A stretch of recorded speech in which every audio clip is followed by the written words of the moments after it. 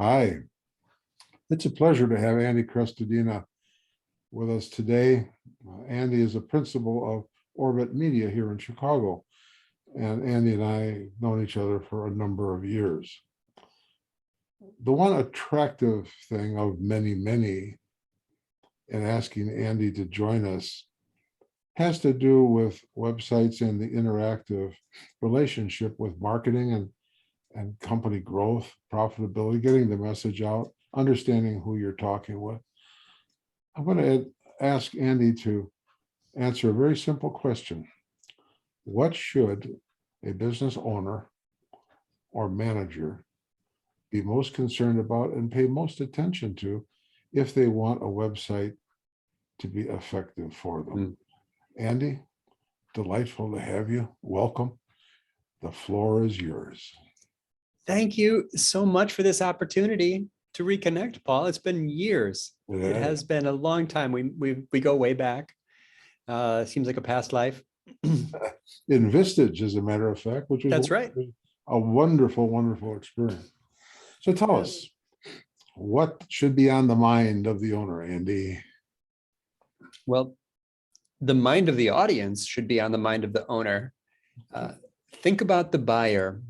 Think about your prospect or your next prospect and ask yourself, what information do they need to know before they're willing to fill out your contact form or sign a proposal? What do people always ask before they hire you? What are their hopes and fears? What are their objections? This is where the salesperson has huge advantages as a marketer because they know the audience so well, specifically the prospective buyer, the actual prospect. So it's very difficult to make an effective website or even a single web page before you know the basic information needs of this visitor and the rough priority of that information. Once you do know those things, it's suddenly very easy to write a page. There are some tips that we can share that are sort of common across almost all websites. It's really important for websites to state the business that they're in up front. A lot of websites have very vague headlines on the homepage. I've seen recent examples that are almost laughable, like humanizing technology or the agility to plan for all futures, pioneering a better way. Like what, I don't know what this company does. Paul, who are they? I don't get it. So the first question of every visitor to every web page is, am I in the right place? Am I in the right place? So just make your homepage headline, maybe even if it's boring, even if it's undifferentiated, just make it specific so that they know they're in the right place. This is also, by the way, very good for search engine rankings. And then past that, our job is to answer questions. That's why they're here. Yeah. So the page should flow down with answers as if it's emulating a sales conversation. Really important. But then I think the other common flaw with websites is that they fail to supply evidence to support those answers. Most pages are piles of unsupported marketing claims. They don't actually give you a reason to believe.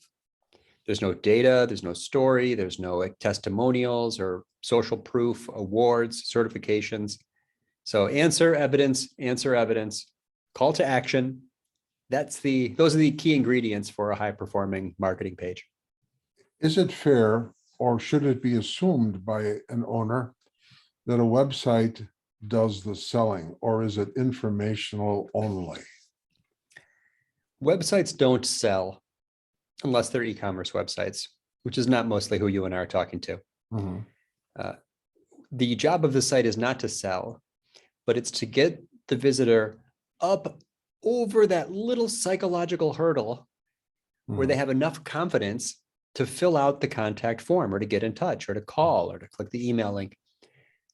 So to do that, we know from long experience and hundreds of projects that these sites should basically give the sales information, even though they're not going to sell. But that's what the modern buyer wants.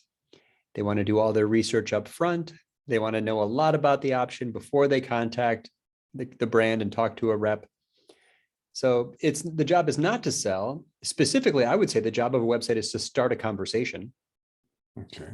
And to do so, it does need to emulate some of that sales conversation, use that sales language, answer those top questions. But no, it doesn't sell. It's trying to trigger outreach.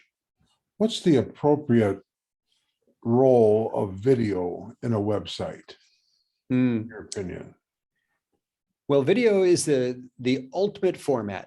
It's the ultimate upgrade from text. Text is sort of the weakest format in a way because it's the hardest to consume. The visitor has to lean in, pay attention. To visuals, diagrams, any kind of image, pictures of people, to video, tone of voice, body language. It's just a more credible format. So upgrading from image to text and text to video is a matter of moving up the ladder of formats.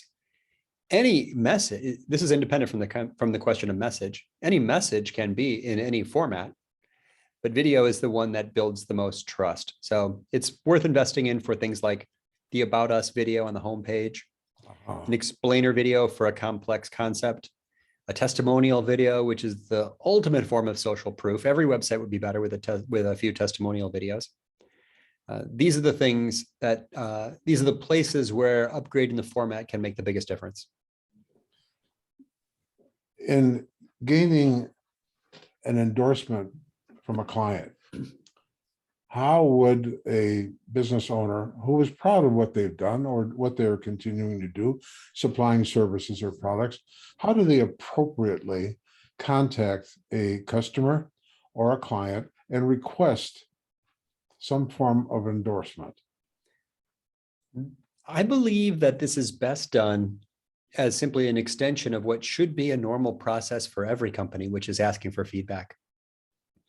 We build websites, we launch a website, we call every client, we do a detailed interview. What worked well, what didn't work well? Did we meet expectations? How could we have done better? And in the end, we're going to ask, for a rating, and then we can calculate for our business the Net Promoter Score. Net Promoter Score shows, detractors from promoters. And when you get the 10s, these people are thrilled. They're so happy. They're overjoyed that they have found you. They're already talking about you. Then it's a simple ask. It's a small ask, and they would be happy to supply a bit of social proof. We call it in marketing, social proof. So just make it part of your client feedback process. Ask for testimonials from people that love you.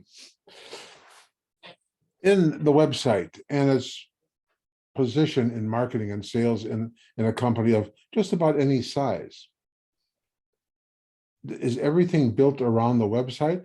Is the website the driving battleground? Where is the website in terms of the overall corporate marketing initiative?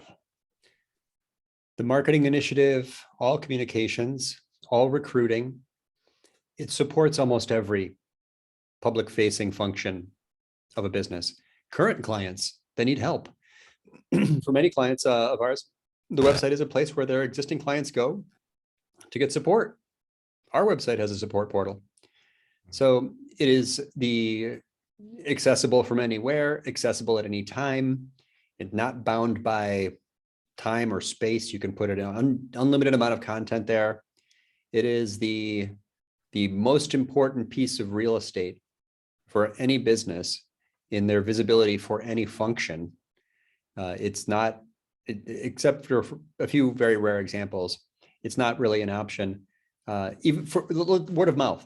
Paul, you tell me, I need to work with that company over there. What do I do next? Yes. I've looked them up. 100%, virtually 100% of people do that. So I don't know how it used to be, we did websites long ago and it felt like an advantage to have a great site. Now it's simply a disadvantage to not have a great site. Phone or desktop? What's the preference, or is it a draw? Well, every website should have Google Analytics or a similar tool installed. Yes. Analytics will show you the preferences of your audience, how they are accessing the site. Of course, that can be affected by a marketing activity. Any company active in social media or doing email marketing will have a greater percentage of visitors using phones. But it just depends. I mean, we did a website for the Greater Chicago Food Depository. People looking for food are on phones, almost all of them. People who make donations are on desktop, almost all of them. So sometimes websites have more than one audience with different preferences. But generally you'd say, B2B would be for desktop. People use tablets at night. It's really interesting. There's not really one answer because there's not really one audience and preferences vary. Where does a blog fit? Is that in the feedback, the area, the interactive capability of the website? Is it informationally oriented, or is it, what is it? What's a blog going to do for the business owner or the customer? I love you, Paul. This is so great. This is a simple, broad question. People, but rarely asked. It's like, what is a blog? Great. It's perfect. A blog is a home for the brand or company to publish helpful, useful advice that makes them relevant to a broader audience. It's called content marketing, and it's a place where brands can be persistently visible. Yes. And give visitors a reason to subscribe, give visitors a reason to follow, give visitors something to share, create a conversation with an audience, take a stand, come out for something and against something. That's called thought leadership, of course. And it's a website without a blog is just an online advertisement. Basically, that's the difference. Okay. Now, having said that, you don't need to have a big content program with a weekly article and a big social following and 1 million subscribers to have an effective blog. What I'm going to share with you now is, I think, all too rare as a strategy among content marketers, but salespeople will appreciate this. I think you'll immediately latch onto this idea. Some articles help sales directly. Because so let's say mergers and acquisitions, you're talking to prospects, people who are, it's a point at the generations of their business that they're ready to consider their options. They might be putting it up on the market. You meet them, they have common questions for you. You give great answers for them. Paul, you are a preeminent expert on this topic.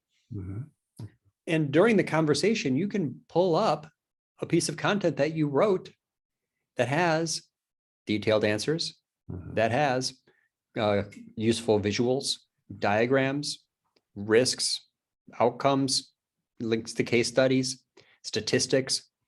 And during the sales conversation, now you're pulling this up, it's part of the conversation you're having.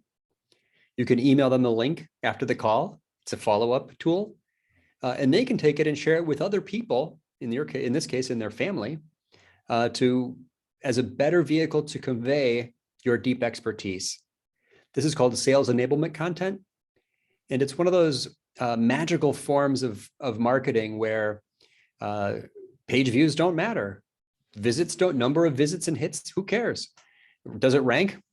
Couldn't care less because I'm using this thing to sell. It's a huge gap in most content programs, but it's one that it's a great equalizer because you don't need to have many articles to have effective sales enablement, so-called bottom of funnel content. Yes. How long in pages or comprehensive content should an effective website be? Is it commensurate with the size of the corporation? Of course, ordering online is something entirely different, but from an informational effectiveness standpoint, assuming it's connected well with a marketing initiative of some kind, when does the viewer stop drilling down page after page? You're going to get them to go to the next page if your first page answers the questions and is not ethereal or cutesy or a turnoff of some kind. But how comprehensive should a website upload be? Well, the many questions like this one are best answered just through simple empathy and understanding the audience. So let's say I'm on your site. I have a need. I was referred to you. I land on the site. I see from the homepage I'm in the right place, and there's some evidence of legitimacy. I look at the navigation. I see a label that speaks to me. That's really the service I need. You do appraisals or valuations. That's what I'm hoping for first. I'm going to click on that. Now this page is going to guide me through a series of messages that align with my likely thoughts. So it might be handled all on one page, or you might give me options to segment deeper, valuations for service businesses. You know, if I click on, every click is segmentation, and it allows the website to speak more specifically to that visitor. So now I believe that you're legit. I saw lots of evidence. You answered most of my questions. I know how long it takes, what the process is there confidentiality? The site spoke to me. I understand you. Now I want to know more about you. What is your background? Where are you from? Have you done, years in business, and how big is your team? Now I click on the about page. That page answers those questions. I think this is an option for me. I want to at least reach out to Paul and just see what he thinks, if he has capacity, or just to get a couple more questions answered. I fill out the contact form. Getting the action. You're creating interest, and now you're looking for a response, a stimulus of some kind to get in touch. Well, let's rewind for a second. Here we've made a site. We've taken into account a whole bunch of things. How would an owner or owner team or family get the website known? Where do you get to be on the first page generally? Or what should you do to market a website so that people are aware that there is a good deal of information ahead if you'll only go to this link? What do people reasonably do in this circumstance? Well, any marketing, even word of mouth marketing, even having a network, even how you and I first met, can drive website traffic and attract qualified visitors, increase awareness. But there are obviously, of course, digital marketing channels, search, social, email, and each of these has its own specific strategies. With search, the step one, I believe, is to confirm that you're ranking for your business name. Because if I'm searching for you, like I just ended the call, or you left me a message, or someone told me about you, or I found your card, I'm going to search for that. Google yourself. Google your brand. What do you see? Do you see any reputation issues? Anything weird? Do you see a Google My Business page that is called a knowledge panel on the side? The search for the business name is called a navigational query. It's the person just trying to get to the website. So do that first. Now, beyond that, to rank for not the navigational query, but the commercial query. Yes. Mergers and acquisitions consulting, or M&A due diligence. These are phrases worth $1 million a year, of course. That is a much bigger conversation. But here's a preview. For the really valuable key phrases, mostly only the famous brands will rank. The reason is they have links to that website from other websites. Link popularity is a key ingredient in Google's search ranking algorithm. So just knowing that much, please never miss the chance to get a link from another website to your site. It's an important part of how websites get discovered, even if that link is never clicked. We're running out of time, so I'm going to conclude this section with another question. But I think the viewers can see very clearly that there is a deep well of knowledge sitting here in Andy. And we'll cover that in just a second. From the standpoint of a business owner just getting started, they hear a lot about analytics and counting. Who's hitting my page in the analytics? That, I believe, is a topic for another session, perhaps. What is your short view of a counter on a website and analytics? Is it nice to know, or is it essential to have? If you hope to make data-driven decisions about improvements to your website, then you need to have analytics set up. It does a terrible job of telling you who, but it does an excellent job of telling you how many, and a good job of telling you from where. So when analytics knows that the visitor hit the thank you page, they filled out the contact form, they converted into a lead, you can connect that information to the information about where they came from. And soon you can see people from this place are more likely to become a lead, or from there, they're less likely to become a lead. People who visit this page, that correlates with leads and website conversions.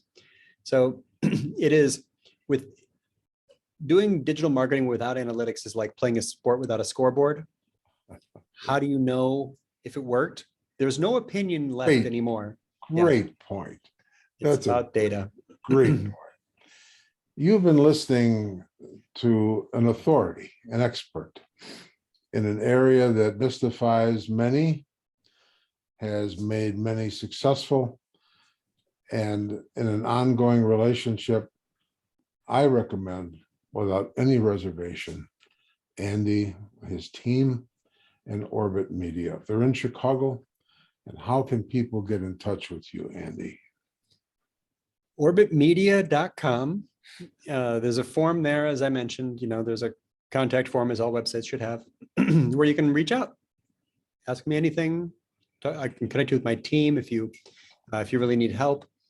The blog there is where I write an article every 2 weeks. So click over to the blog and you can see a chance if you want to subscribe to get exactly things on these topics. But if there's a social network where I'm active, it would have to be LinkedIn for sure. I'm active on LinkedIn the most. You can find me on LinkedIn. The blue button on my profile says follow, which is something anyone can set. But if you really want to connect with me where we can message each other, just click on the more button and you can find connect. Don't hesitate to connect with me on LinkedIn. I'm happy to help however I can.